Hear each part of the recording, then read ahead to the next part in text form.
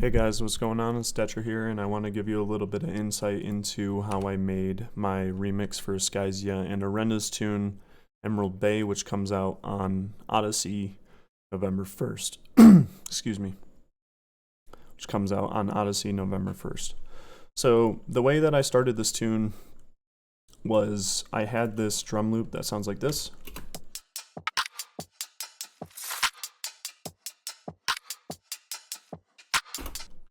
Which I've wanted to use in a tune forever.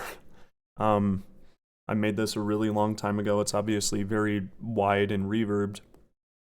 And I got the stems for it, and I was like, all right, we'll try this out, and it ended up working out. So this is something I do in a ton of my tunes, is I will take an established drum loop, something that typically has a ton of stereo information, and then I will just layer basically mono drums over the top of it, and then just sidechain these, like the perk loop, super hard. So it'll sound like this. I'll pull up the sidechain here.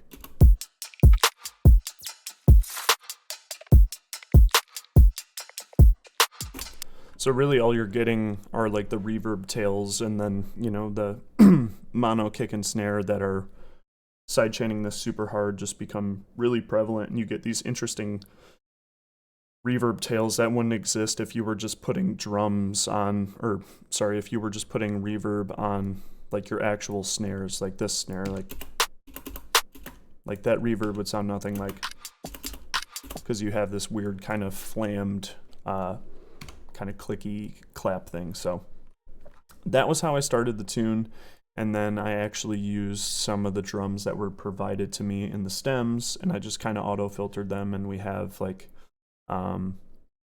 couple of band passes and auto pans, so these are actually moving around left and right, and they're pretty tucked back, but they do add some nice texture.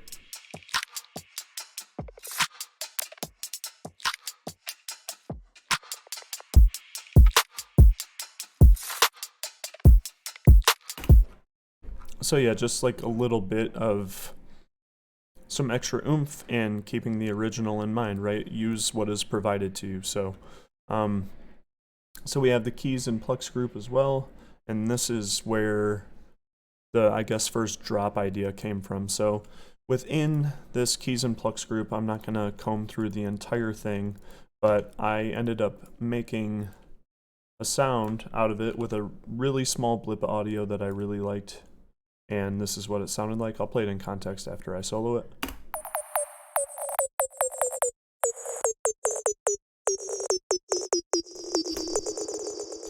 So, in context.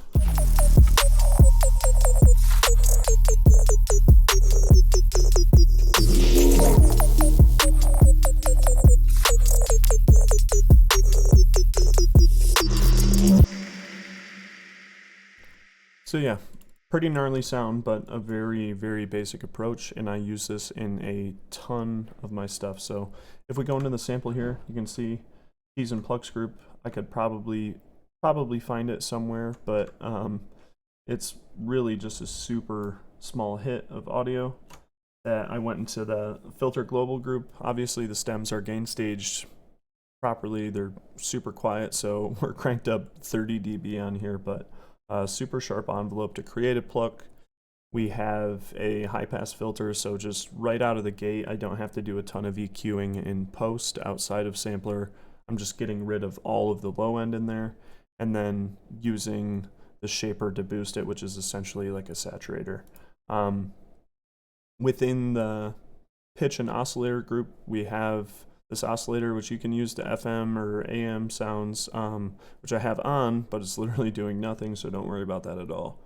We have a pitch envelope that's pitching it up 12 semitones with like a decay of around 67 milliseconds, and then it's transposed 2 semitones.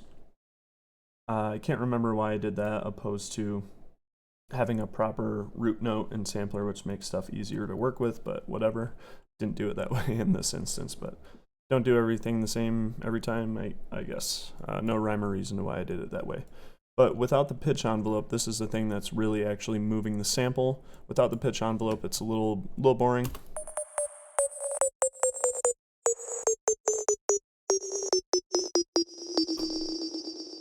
So it doesn't have as much of a transient to it, and that's essentially what the pitch envelope is doing here.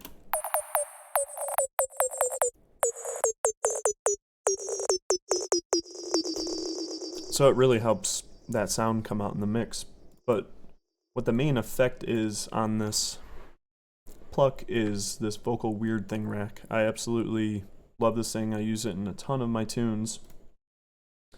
And what's really driving this entire rack is this delay. So really you have a saturator to boost some stuff here. New saturator in Ableton looks a little bit different, but there you go. You know, just basic dry wet on a saturator that's pushing stuff. It's not clipped either, but and then we have a redux that's doing absolutely nothing, an overdrive at 10%, and then an OTT that's just brightening things up a little bit.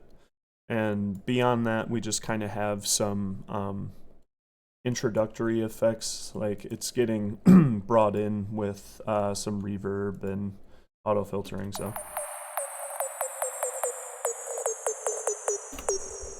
that's just transitional effects really, but what is doing all the work is this delay.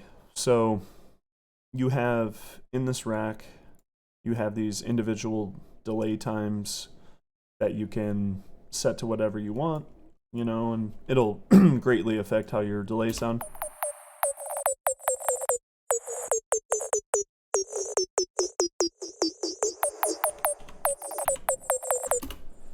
But for me, I haven't touched these parameters in so long because I just set them to this for a tune that was at 140 BPM, and I've basically just left them there ever since. It just works super well for this BPM range.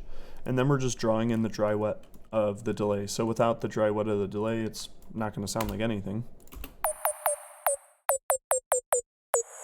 You have some subtle reverb throws, but it's a little boring.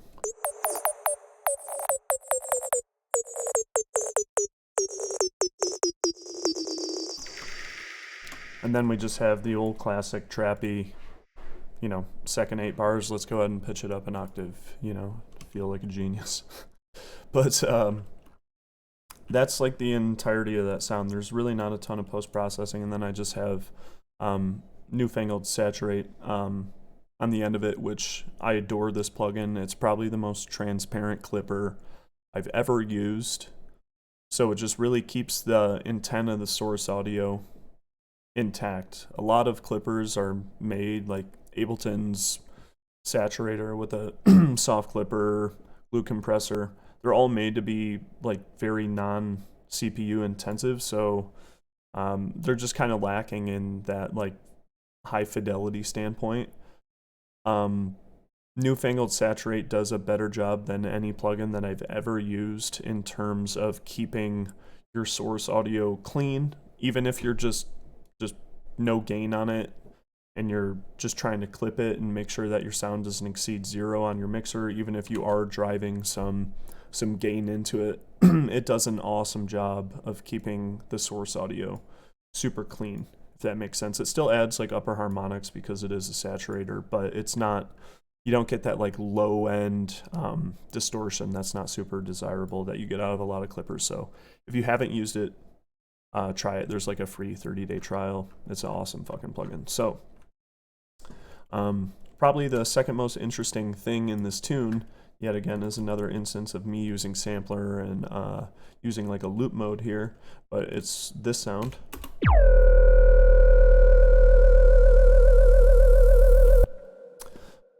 So yeah, we're going into the pitch oscillator again. This time it's 48 semitones, but sometimes it's, you know, we have 48 here and then we have negative 48. So in the later parts of this sound, it's doing some swelling.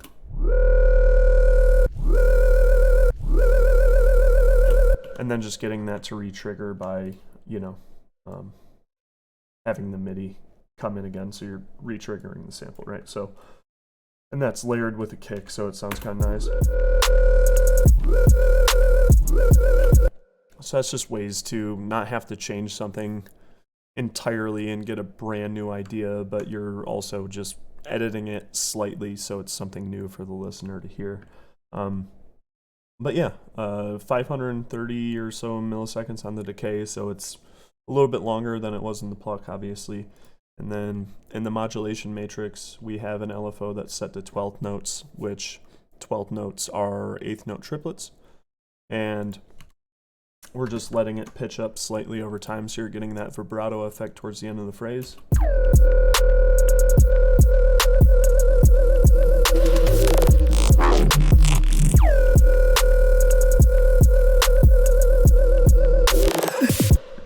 And then at the end, just a little bit of a reverb send. And I absolutely love Valhalla Room. I use this Blade Runner preset on absolutely everything. So like every reverb you've ever heard on a bass of mine that I use is the Blade Runner preset, and then I just cut the lows in it. I got that preset from like a Scope masterclass years and years ago. He used it on a ton of stuff. The original preset in there is like 15 seconds of decay time, so just change that a little bit and have fun with it. So shout out to Scope on that one. But yeah, those are probably the two most interesting sounds that I would want to cover in a video like this. As you can see, a ton of it, you see bass group, keys group, we scroll up a little bit, synth group. Like I really tried to use as many samples as I could from the stems that were provided to me, and that kind of leads me into my next point, is the approach that I took of the remix. So when I first sent over like the rough draft of the idea over to Tanner Skysia, he really liked the idea, but I didn't have an extended intro that I do now. So the problem with that is I had basically these like first 4 bars, I think it was like 8 bars, and then I went into this break. And then you're going straight into a drop that is completely different from the original tune. So I didn't, I guess systematically, or philosophically rather, I didn't approach the tune like a remix, because in my head I was like, well, I want to make something that sounds like an original that is a remix, which selfishly I was like, yeah, that's super cool, but I didn't think about the fact that you are trying to keep intact the intent of the original as well. So Tanner sent me a text. He was like, hey man, I really like the idea, but is there any way that you could, possibly make it sound more like a remix? And I was like, damn, I really didn't think of it that way. I was like, I just want to make something that sounds like me, that technically is a remix. So what I ended up doing was just extending the intro to 32 bars and just making sure that I used some of the more melodic moments that were in the stems that were provided to me. So the original tune is super dynamic, like a lot of Skysia and Orenda's stuff. Really dynamic, it's really pretty. So I just decided to use more of the stems, and not even more of the stems, as you can see, like in the first instance. A lot of the stuff was in there, but it's just a short amount of time, right? You're like, oh, hey, no, yeah, that sounds familiar. That's Emerald Bay. And then you go, it's not, I guess it was like a little disingenuous on my behalf. And I don't mean that in like a negative way. I've never done a remix before in my entire like producing career. So this is all new to me. So, I thought that was a super good piece of advice from him, and moving forward into writing other remixes, I will definitely think of that. So, yeah, the intro ended up sounding like this. We have this super pretty stuff that we have kind of like these dissonant horns, but they're also still in key, they're super pretty. And I ended up using a Reese bass from his bass group. And the bass is a little bit dissonant, which I like, just because of the way I looped it.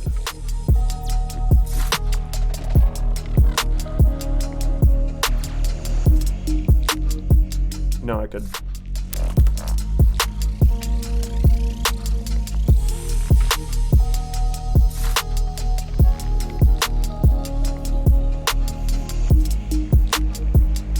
can hear the difference. It's like 15 cents, but...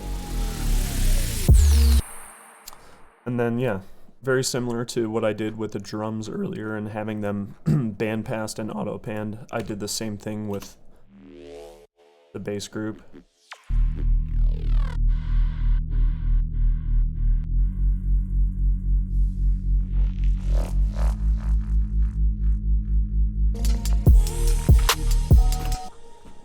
So just finding creative ways to use what was provided to you, but make it your own. You know, I'm kind of harping on that idea over and over again, but it was something that was new to me.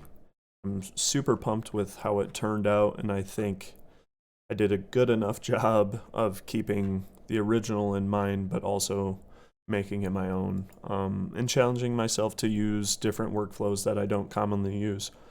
I don't use sampler a ton in my everyday workflow, but I really liked all of the stems that were provided to me, and I wanted to use it as much as possible. I think sampler is a really powerful tool to be able to use what's given to you, make it sound like it's your own, and not have to do a ton of post-processing. You know, like this Reese has nothing on it because the stems were super clean. Like I was showing earlier, I could have made sure it was like perfectly in key, but that was more of a, excuse me, more of an artistic approach to have it sound a little bit dissonant and have that go in and out with the chords in the back and then just slamming into like this trappy idea. So, yeah, that is basically the gist of it. There's more elements into this tune, but I don't want to go on forever and ever about how I made it. So, if you guys like this, let me know. I can make some more in-depth stuff. Patreon coming soon. I appreciate you guys. Dêtre REMIX, Emerald Bay, Skysia Orenda, November 1st on Odyssey. Listen to it, show it some love. I appreciate you, and I'll see you next time. Peace.